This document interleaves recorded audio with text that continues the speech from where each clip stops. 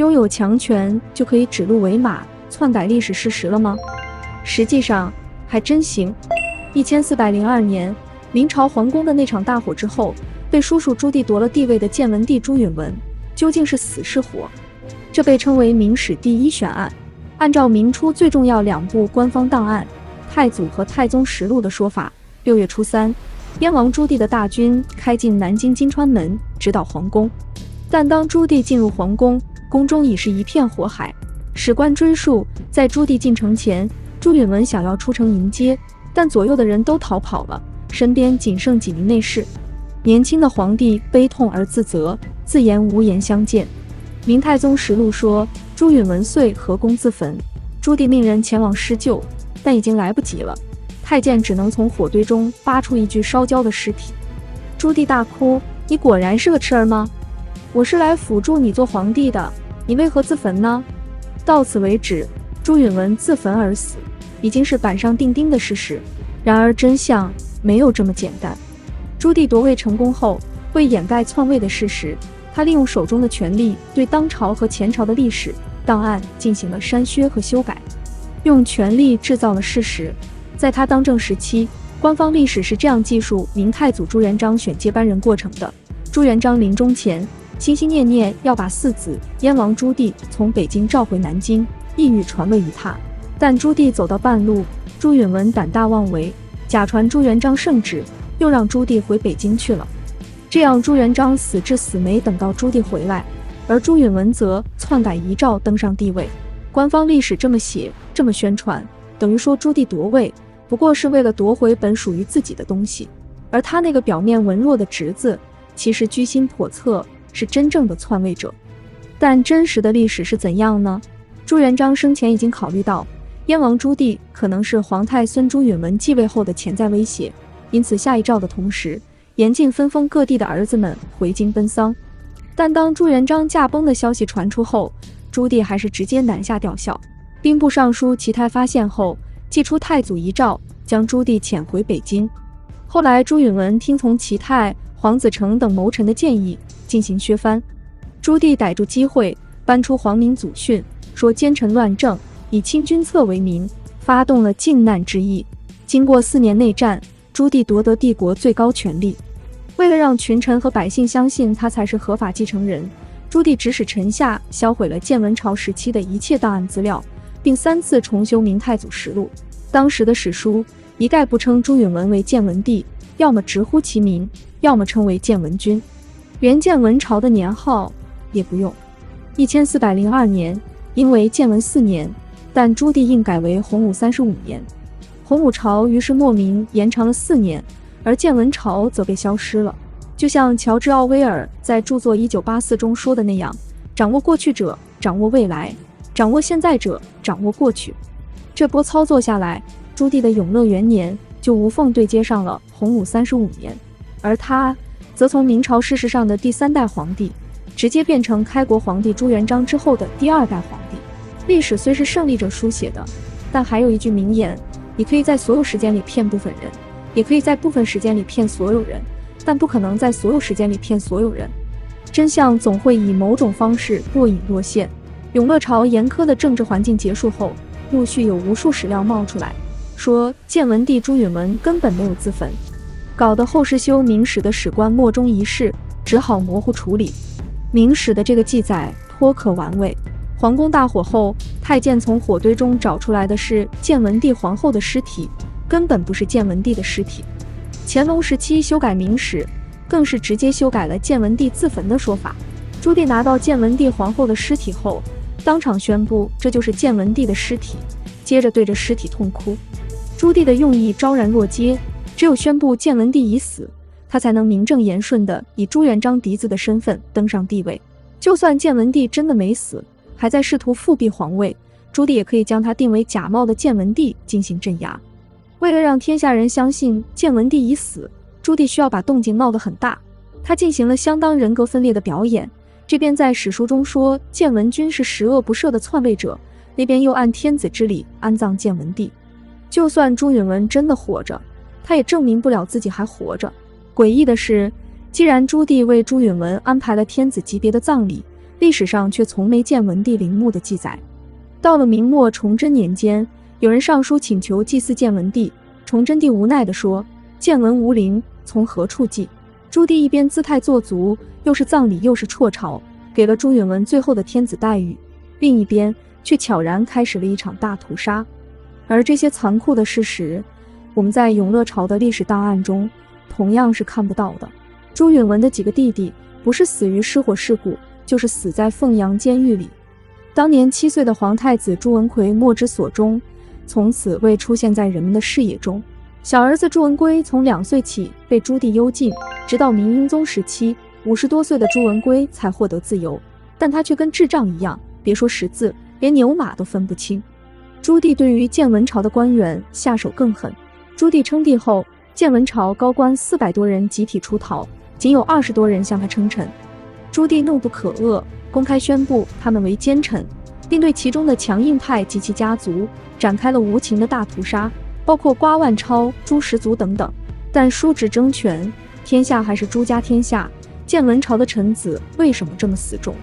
之前的唐朝有玄武门之变，之后的清朝有九子夺嫡，新主上台后很自然地获得了旧臣的效忠，从未有如此大规模誓死不肯效忠臣子。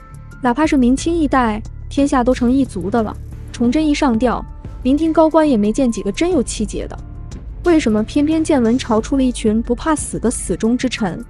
其实也不难理解，因为建文朝的诸位大臣都相信建文帝没有自焚，没有死，旧主还活着，就不能服侍新君，这是他们基本的节操。朱棣肯定清楚这一点，他大开杀戒，一是杀鸡儆猴，二是要让知道真相的人消失。这就牵涉到关于建文帝下落的另一个版本，一个连朱棣内心都深信不疑的版本。1402年的明皇宫大火发生时，建文帝已经逃遁了。清初学者古英泰在《明史纪事本末》中重新叙述了明皇宫大火那天建文帝的行踪。建文帝得知南京金川门失守，万念俱灰，想要自杀。翰林院编修程绩拉住他说：“自杀不如流亡。”这时有人提醒建文帝，太祖朱元璋临终前曾留下一个宝匣，并交代过，如有大难可以打开。众人一起取来宝匣，见里面有3张度牒，分别写着英文阴能阴险，还有袈裟、剃刀、僧鞋和银元宝。宝匣内还有字条写着：“英文从鬼门出，其余人等从水关御沟而行，薄暮时分在神乐观会合。”建文帝当场剃发，法号英文。臣下中杨英能、叶希贤也表示愿意剃度改装随行，是为英能英贤。这个版本太过戏剧性，而且赋予了朱元璋未卜先知的超能力，有多少可信的成分，见仁见智。但就算是谣言，也不会完全空穴来风。朱元璋生前不遗余力替皇太孙朱允文清除皇权潜在威胁，加上朱元璋发迹前曾经出家当和尚，也许朱元璋真的交代过一些极端情境下的逃生方案。总之，朱允文大概率确实出逃了。明史也在不同地方一再提及朱允文出逃的历史事实。出于政治统治的需要，朱棣表面上对外宣布建文已死，但他始终在追寻建文帝的下落。他抓到一个名为普洽的老和尚，有人告发普洽在建文帝出亡前为他剃发，建文帝极有可能逃亡藏匿到普洽的家乡杭州。朱棣遣人追查，没有找到建文帝，担心事情泄露，就用其他罪名将普洽关起来。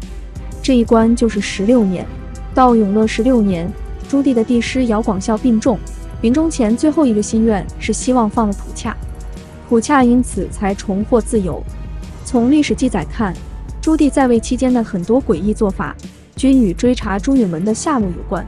在海上，郑和7次下西洋，其中6次都是在永乐朝，秘密肩负着寻找建文帝的任务。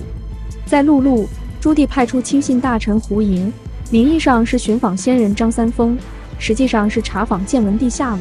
胡盈出去执行任务10几20年，连母亲死了都未回去吊丧，这完全违背了礼制。可见，只有来自君主的直接命令才能让他不惜违背孝道。一直到永乐21年，胡盈才风尘仆仆地回到朝廷。此时，朱棣亲征漠北，正在宣府镇，胡盈又立即驰赴宣府镇，赶到时已是深夜。正史记载，朱棣本已睡下，听到胡莹来了，赶紧爬起来见他。史书虽未透露君臣二人长时间密谈的内容，但可以看出这得是多重要的事，才会让朱棣半夜爬起来召见胡莹。